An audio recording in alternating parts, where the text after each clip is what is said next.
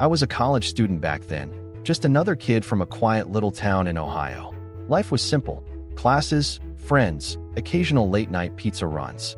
And every evening, I had this habit of taking a walk through the park near campus. Same path every day, same old faces. But one day something caught my eye. A food cart. It wasn't unusual to see vendors around, but this cart was different.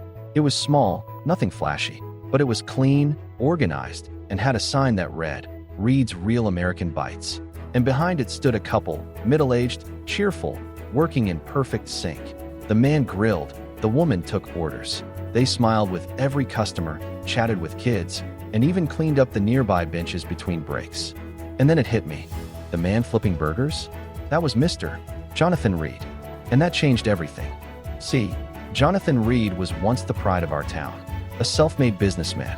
He built a logistics empire from the ground up: warehouses, delivery fleets, clients in multiple states. He was the guy local news interviewed, the guy who sponsored school events, the guy our professors used as a case study in business class.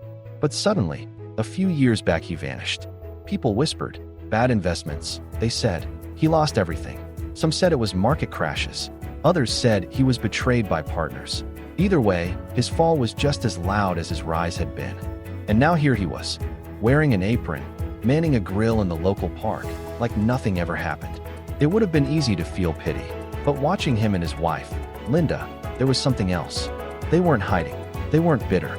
They didn't look like people who had fallen. They looked like people who had found peace and purpose. They didn't carry shame. They carried pride in the work they were doing, even if it was just selling burgers and fries from a cart. And what struck me most, the way they looked at each other. Still a team, still in love, still fighting the good fight. In a world where people abandon each other at the first sign of trouble, here was a couple who had weathered a financial storm most can't imagine, and were still standing side by side. That image stayed with me long after I moved on. Years passed. I graduated, got a job in Chicago, started my own career. I told their story to friends sometimes, always ending with the same line: if they could keep going, so can I. And then, about 6 years later, I came back to visit family during the holidays. And guess what? I saw another crowd, this time not in a park, but in the heart of town, outside a stylish, shiny food truck.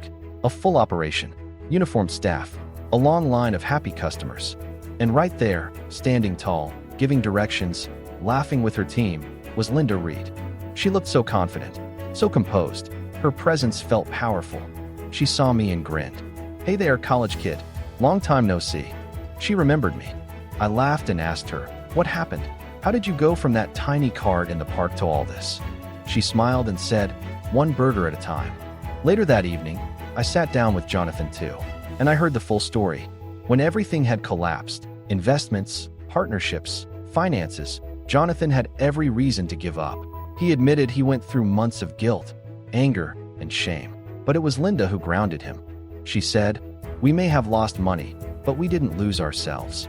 And so they began again, not with a business loan or a fancy investor, just a $900 used food cart, a simple menu, and a lot of heart. The first few months were tough. They worked 14-hour days. Some days barely sold anything, but they showed up every single day. Slowly, customers started to return, not just for the food, but for the spirit. People respected their courage, their honesty, their willingness to start from the bottom without excuses. Word spread. One cart became two carts became a food truck. Then they hired staff, mostly local kids and college students who needed a shot. They trained them, mentored them. Linda ran the food business. Jonathan, in the background, started rebuilding his logistics work. Slowly, methodically, this time with smarter systems and lessons burned deep into his bones. Within 5 years, both ventures were thriving again. And what was most beautiful, they never forgot their roots. They kept one cart running in the park, the same old cart, as a reminder, as a thank you to the place where it all began again. I asked Jonathan what kept him going. He said something I'll never forget. "Failure isn't the opposite of success. It's the tuition you pay for wisdom." We didn't rebuild for money. We rebuilt for dignity. We had each other, and that was our biggest asset. And Linda added, "You don't need $1 million to start. You need a reason, and you need to show up." This story isn't about food. It's about resilience. It's about two people who refuse to be defined by their fall. who believe that failure doesn't mean it's over. It just means you get to start over, wiser, humbler, and stronger. It's about partnership, love, courage, patience. It's about finding pride in small beginnings. And most of all, it's about never letting circumstances shrink your spirit.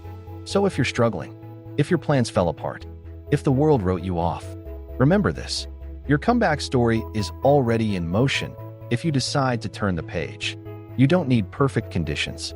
You just need to take the first step, even if it's small, even if it's humble, even if no one's watching. Because sometimes rock bottom isn't the end. It's the solid ground you rebuild on. Fall 7 times, stand up 8. That's not just a saying. It's a way of life.